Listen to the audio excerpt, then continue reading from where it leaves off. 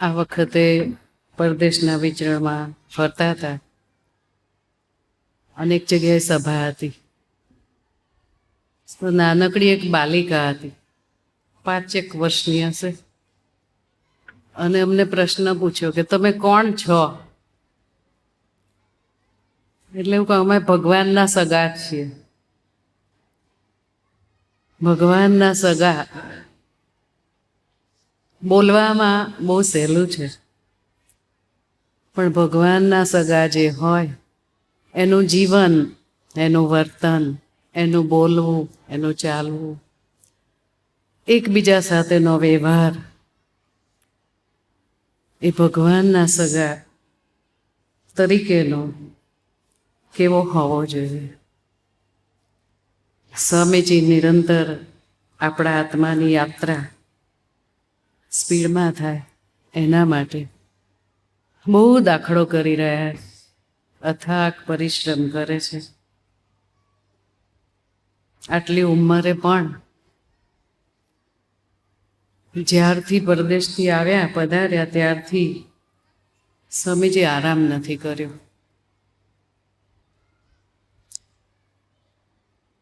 આપણે સૌ કેમ કરીને વહેલા સુખી થઈ આત્માએ કરીને એની ચિંતા નિરંતર એ કરે છે. હું એક ભક્ત છું, હું એક સાધક છું, કે હું એક સહૃદયી છું, કે હું યુવતી છું કે બાલિકા છું કે કિશોરી, મારી ફરજ સ્વામીજીને રાજી કરવાના માર્ગમાં શું હોવી જોઈએ. એને આ બધું ધ્યાન આપણે રાખીએ છીએ. નહીં રાખતા હોય તો ભગવાનને તો ધીરજનો અંત નથી. એ તો જન્મ પર જન્મ લેવડાવીને એ આપણું રૂડું કર્યા વિના છોડે એવા નથી. એટલે કહ્યું કે જો ભૂલે ચૂકે કોઈનું જોયું, કોઈનું બોલ્યા, કોઈનું સાંભળ્યું, મીન્સ ભગવાનના સંબંધ સિવાયનું, આધ્યાત્મિક વાત સિવાયનું જો કોઈની વાત સાંભળી તો કે 1 જન્મ, 2 જન્મ, 3 જન્મ, જન્મો લેવડાવશે. આ સૂત્ર મને બહુ ગમી ગયું કે કોઈ ભૂલ બતાવે તો 2 હાથ જોડી દેજો, નીકળી જશે જન્મો. પહેલાં લેવડાવે જન્મો અને આ નીકળી જાય જન્મો. કેટલી સરસ વાત છે. આટલું જ કરવાનું છે. પણ કરોડો જન્મના સ્વભાવ, પ્રકૃતિ, દોષ બધું જ લઈને આવ્યા છે. હાથ નથી જોડાતા ટાઈમે, નમાતું નથી ટાઈમે, સ્વભાવ પ્રકૃતિને આધીન રહીને નાચી લઈએ છીએ. એવું થાય છે. એ નચાવે છે અંદરથી આપણને. એ નાચ આપણો બંધ થાય. ભગવાનને જે કરાવું, સ્વામીજીને આપણી પાસે કરાવું છે એ આપણે કરી શકીએ. એના માટે આપણે હા ગળથલ કરવાના છે. એટલું થઈ શકે તો આપણે ફાવી જઈએ. અહીંયા વલસાડ ડિસ્ટ્રિક્ટમાં એક અમરીશ ભક્ત રહેતા હતા, જેમનું નામ બાલુભાઈ. આપણે ત્યાં મંદિરમાં કલરનું કામ કરતા. બાલુભાઈ કલરવાળા તરીકે ઓળખતા હતા આપણે બધા.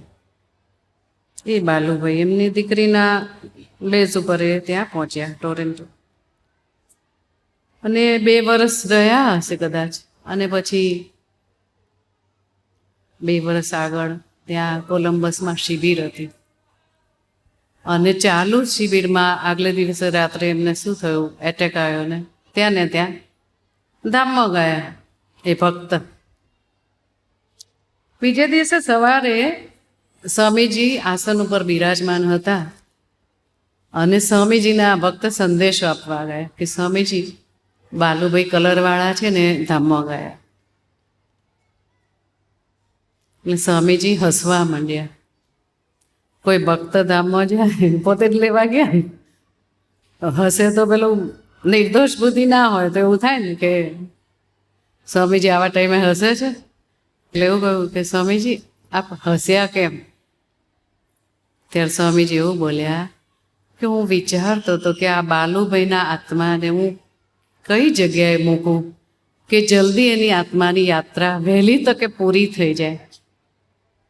જો આપણે ધામમાં આપણને લઈ જાય તો એમને જ બધી ચિંતા, બધી એમને જ, બધું જ એમનું.